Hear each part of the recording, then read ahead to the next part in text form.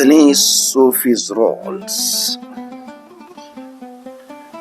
The audience, I would like to remind that I'm presenting the history and the story of the advent of Islam into Sudan as part of a series of recordings that is devoted to the presentation of Sudanese Sufism history in the country. So the history of Islam in Sudan stands witness to the fact that the spreading of its message to its furthest corners is due to the tireless efforts that have been led by Sufis. The Islamicization of the people of the Fon Sultanate was largely the work of individual holy men who settled in the countryside, taught the Quran, and endeavored to bring social usages into conformity with the Sharia. Some of these teachers were already active before the coming of the French. One such was Ghulamullah ibn Aid al-Rikabi, whose father came from Yemen and who lived in Dongola region probably in the 15th century. Another was Hamad Abu Dannana, who brought in the Sufi order Tariqa of the Shaziliya to Berber district in 1445. The responsibility of dissemination of Islamic teachings in the Sudan at that time was not shouldered by official missions, but was carried out by the voluntary efforts of individual teachers dedicated to the cause of Islam. The earliest teachers to have settled in Sudan was said to have been a Yemeni Arab called Ghulamullah ibn Aid al-Rikabi, who migrated to Dongola in the middle of the 14th century. Dongola, on his arrival, was said to have been utterly sunk in perplexity and confusion owing to the absence of learned men or scholars. He was regarded as a Sufi. Here I'm referring to Ghulamullah ibn Aid al-Rikabi. He is regarded as a Sufi Sheikh. In evidence to this, a gubba was said to have been erected over his tomb at Dongola. Not only this, but in confirmation of his Sufi status, one of his descendants, Sheikh Muhammad Ghali, who was also regarded as Sufi Sheikh, was quoted in a Tabagat, a notable Sudanese first recording book by the scholar Muhammad Noor Wadif Allah. So in Tabagat Wadif Allah, to have said that most of the Sufi shuyukh of rank, such as Nuqaba and Ubtad, were directed descendants of my grandfather Ghulamullah. The speech here for Sheikh Muhammad Ghali, who back the spiritual status that some Sudanese have reached due to his father influence, his grandfather influence. That is, he pointed out to his grandfather Ghulamullah ibn Aid al-Rikabi, who Sudanese known him as the scholar, while in fact he is also a Sufi. He was followed in the 15th century by Hamad Abu Dannana. So with the arrival of Ghulamullah ibn Aid al-Rikabi by the middle of 14th century in Dongola, the capital of Makoria, the late or the previous kingdom, his arrival to Sudan was followed by another influential figure, that is Hamad Abu Dannana. By the way, Hamad Abu Dannana is a nephew, or is the son-in-law of Sheikh Muhammad Suleiman al-Jazuli, the famous writer of the book of Dalail al-Khairat, the book that has been devoted to the praising and prayer upon the Prophet Muhammad sallallahu alaihi wasallam. So Hamad Abu Dannana appears to have emphasized the way to God through mystical exercises rather than through the more orthodox interpretations of the Quran taught by Ghulamullah. So the two figures, here, the two strong personalities that have reached Sudan as scholars, one followed the way of orthodox way of preaching Islam, that is Ghulamullah ibn Aid al-Rikabi, while the second one has followed the way of Sufis. That means as if the mission have been divided into two ways. One is responsible of spreading the knowledge, teaching the authentic teaching of the Islam, while the second one is preaching Sufism.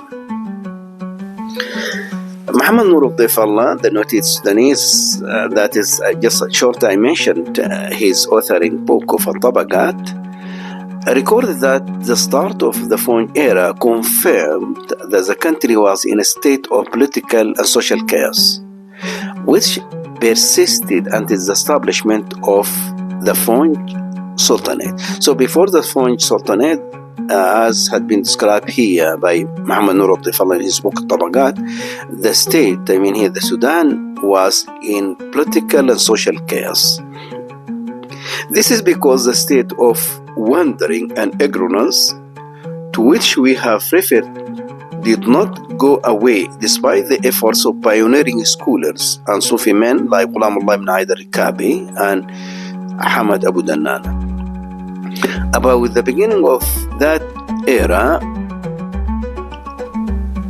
what the fellow wrote, know that the Fon possessed Nubia and Tirimab over the first 10th century, that is the 16th century. They were not well known in the country's scientific or religious circles, and it is reported that the woman was divorced and married to another person in the present day without adhering to the Iddah, which is 4 lunar months and 10 days, roughly 128 days, following the death of her husband. This was before Sheikh Mahmoud al-Araki, that is before the coming of Sheikh Mahmoud al-Araki, introduced the concept of abiding by the Iddah. The jurisprudential scholar Mahmoud al-Araki, a Sunni Sufi from Sudan, was said to have studied Maliki jurisprudence in Egypt after leaving his hometown of the White Nile region.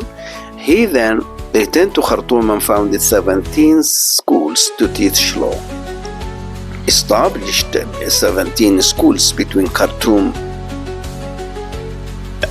to teach and daily to teach jurisprudence. So what I would like to say here, according to the descriptions that have been taken or have been shown by Muhammad Nur al-Difallah in Tabaqat, that the ignorance was dominant before the coming of scholars, mainly the Sufis, who spread the true spirit of Islamic teachings. And one example of the ignorance that was dominant in the society was that a woman may come to be divorced in the morning, and by the coming of the evening going to be in a marriage with another individual or with another person. So the situation went on following this pattern of ignorance until the coming of Sheikh Mahmoud al-Araki, who was a Sudanese Sufi, went to Egypt. He studied the fiqh, and then he came, and by his coming, by the way, he told the people that it is not true according to Islamic teaching, that is, a woman should have to spend the 128 days, which in other words 4 months and 10 days. After that, she is allowed to be married to another person. About the role of the Sufis in the spread of Islam, here I would like to quote from Professor Holt. In his book, The History of Arabs in Sudan, he writes, "Holy men coming from Egypt, Baghdad, and the Maghreb taught the Sharia, religious sciences, and initiated their followers into Sufi orders. Particularly important was the Qadiriyat order, which was introduced into the Jazeera by a visitor from Baghdad, Tayyiddin al-Buhari, in the second half of the 16th century. The Sufi orders played a role in spreading Islam in simplified ways. The simplicity of Islam has allowed it to participate in Sudanese context. In addition to its austerity-oriented trend of its adherents, in addition to its simplicity as a school of da'wah. The pioneers of Sufi orders have moved to spread Islam creed in the Nile Valley of Sudan and strengthen its teachings in a simple way, based on imposing educational method for the murid to follow, as well as a certain doctrine of devotion found in the continuity of dhikr and awrat. The degree of success of the sheikh in this concern bases on what they enjoy of status, spiritual, sultan, ethics, asceticism, karamat, and barakah. Those shuyukh tend to represent to their followers spiritual power with great sultan, feared by the public and those with sublime status. No doubt, the Sufis were a source of goodness for poor and being protected against the tyranny and injustice of the rulers, and they were the refuge at the time of ordeals. That is the view of B.M. Holt and Dali, M.W., A History of Sudan from the Coming of Islam to the Present Day, Person, Educational Limited, London, 2000, page 28. Another view on the role of the Sufi efforts he has Sudanese Sufis in the spread of Islam in Sudan. Here I would like to quote from the historian, Professor Muhammad Saeed Al-Gaddal, in his book, Islam and Politics in Sudan, Darajir, Beirut, 1992, when he said, and then came the role of the Sufi orders who spread Islam in simplified ways, in addition to their simplicity and asceticism, and this simplicity is what made Islam its paths to engage in the Sudanese historical movement. Islam has entered Sudan by its own potential power rather than being accompanied by a coercion authority. So it was the people's own will. It didn't enforce on them, and here there was no ruler who came to tell that he takes his power and legitimacy from Allah. Thus, the politics had no role in the spread of Islam in Sudan, but it was a pure social matter. That is the view of Abdul Latif Al-Buna and Abdul Latif Saeed in their book, Al-Bur'i, Rajul Al-Waqt, Bur'i, the man of his own time, 2000, page 25. The living role played by Sufis in the spread of Islam and its culture could also be found in the words of Catherine M. Carline in her reference guidebook, Muslim Cultures Today, 2006, page 191, when she writes, Sudan owes a deep cultural debt to Sufism, an approach to Muslim faith and worship rooted in personal piety that draws inspiration from exemplary leaders. Indeed, Sufism helped to spread and consolidate Islam in Sudan's northern region over the course of several centuries. During the period of the French Sultanate, Sufis of the Shazaliya and Qadiri orders helped cultivate Sunni Islam among the settled peoples of the Nile River and its Blue Nile branch. See Catherine McCarline in her reference guidebook, Muslim Cultures Today, London, 2006, page 191. In his book entitled Al-Fayr al-Kazin Mimari wa Tahrif al-Sharia, the late diplomat, the Sudanese historian and thinker Mansour Khalid also had pointed out in the mentioned book pointed out the role of the Sufis in the spreading and consolidating the pillars of teachings of the Islamic religion in the Sudan. So here, I guess I would like to quote Dr. Mansour Khalid when he said, "Had it not been for the teachings of the early tourists and Sufis who arrived in the regions of paganism and Christianity as guides and monitors, rather than invading invaders, Islam would not have found a place in the conscience of the people of Sudan. These individuals did not force religion on the people of Sudan. Instead, it was a gift that warmed their hearts to be performed in the form of voluntary acts of prayer. Alongside this goodness and guidance came education. For instance, these jurists adopted this method, which served as the foundation for the development of Islam in Sudan.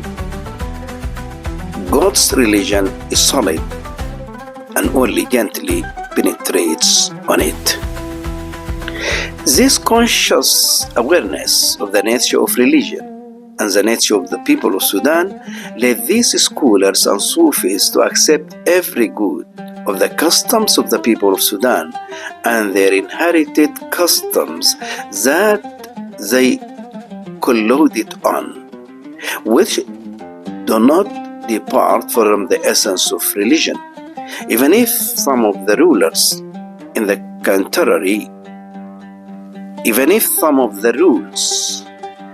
is in the contrary to Sharia. See Mansour Khalid, الفجر نميري تحريف الشريعة، الفجر الكاذب نميري وتحريف الشريعة، page 304. And the Sufi Sheikh, the Sufis, as history tells, did not raise a war sword. Another view from Mansour Khalid in another book, or in the very same book, نميري وتحريف الشريعة الفجر الكاذب, when he wrote, and the Sufi Sheikh, or the Sufis, as history tells, the special context here Mansour Khalid is speaking about, the Sudanese Sufis, as history tells, did not raise a sword or a gun in the way of their quest to spread Islam, but they were in great steadfastness in the construction of Islam in the hearts and expand its area. Build castles of faith and certainty were more severe to the enemies than those who fought them with weapons, and were the greatest impact in the life of the nation, because they worked day and night to arm it with invisible weapons, which is the faith and remembrance of God. Another view came from Khadija Karrar in her study aspects of Sufism in Sudan. So I would like to quote her, pointing out to the role that had been played by Sufis in the spread and consolidation of Islam in Sudan. It was made clear previously that Sufism came to Sudan side by side with the introduction of Islam as a new religion, and that Islam itself was preached by the Sufis. Before studying in detail the Sufi orders in Sudan, main observations should be made. These observations are vital to any approach to the study of Islam in the Sudan. The first observation is that the Sufi orders in Sudan were not originally a Sudanese invention, but they were and are still the familiar Islamic Sufi orders, which prevailed all over the Islamic world, from India and Arabia in the east to Morocco in the west. The second observation is that the Sudanese adopted these orders, or turuq, as they read the Sudan with slight changes, which changed nothing of their original character. See Khadija Karrar, Aspect of Sufism in Sudan, page 66. At the end of this episode, which have been devoted to the spread of Islam in Sudan, concluding with the efforts that have been led by the Sufis in the country in the way of spreading and consolidating the true spirit of Islam in Sudan, I would like here to conclude my speech with having this quotation from Professor Abdul Wahab Al-Afandi, from Dr. Abdul Wahab Al-Afandi in his book Turabi's Revolution, Islam and Power in Sudan, London 1999, page 19, when he said, the process is stated by Sheikh Al-Araki, Sheikh Al-Araki here referring to Sheikh Mahmoud Al-Araki, who had been come to spread the true spirit of Islamic teachings. That is because, according to what already have been mentioned by Muhammad Nur Difal in his book of Al-Tabagat, that the Sudanese at that very far time ignorance have dominated their own lives. An example that he had cited or had he given is that women be divorced in the morning, come to be married in the evening. So the process or the situation continued until the coming of Sheikh Mahmoud Al-Araki, who came to spread the Islamic true authentic teaching by establishing many fiqh schools. Its own major fundamental aim is to spread the true spirit of Islam. So here Al-Afandi pointed out to this process that led by the Sheikh and said, the process started by Sheikh Al-Araki gave Sudanese Islam its distinctive features. For Al-Araki was also a Sufi Sheikh. From then on, Sufis and ulama scholars reinforce each other. In contrast to other areas in the Muslim world where reformers had constantly risen against the excesses of Sufi heterodoxy. So what I would like here to add to what Dr. Al-Afandi had stated, that is the earliest two important scholars who migrated to the land of the Sudan during that far time was represented in two figures. The first one is Sheikh Ghulam Allah Aid al-Rikabi, represented the orthodox way of preaching Islam. And the second figure is Sheikh Hamad Abu Dannana, represented the Sufi way of preaching Islam. So together, each one had played his own role in the spread of the true spirit of Islam. This process, by the way, or this doctrine had been followed, and in an episode that already I have presented, I have pointed out also to the existence of two types, mainly during Fonj Sultanate, that is the Fuqaha, jurist, and the Fugara, Sufis. Later on, we come to find in the very same masjid or in the very same Sufi center, we come to find the Sufi scholar, and that is the final conclusion that have been appeared and became a distinctive feature to Sudanese Islam.